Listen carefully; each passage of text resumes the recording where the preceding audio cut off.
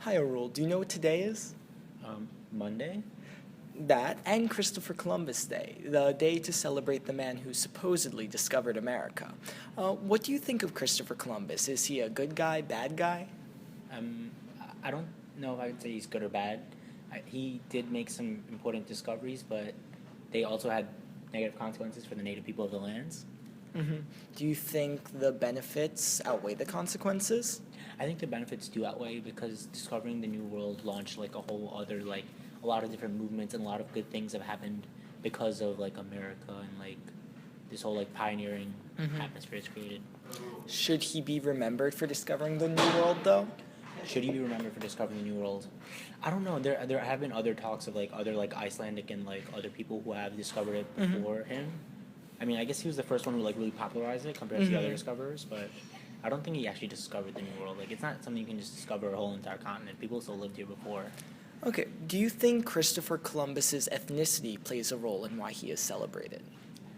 I'm sure it does, just because the European a lot of our history is very Western European centric. Eurocentric, yep. Yeah, so obviously the winners always write the history book. So Do you think it should be the other way around? Or do you find a problem with the Eurocentric view of history? I think it isn't as egalitarian. Like, there isn't enough emphasis placed on a lot of the other cultures. But again, Europe has a long tradition of like being very dominating, so it only makes sense that they would spread their views more far and wide.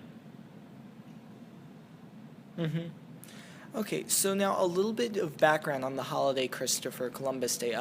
Columbus Day was first celebrated in New York City in the late 1700s to celebrate the city's diverse Italian and Catholic population at a time when the United States was predominantly Protestant.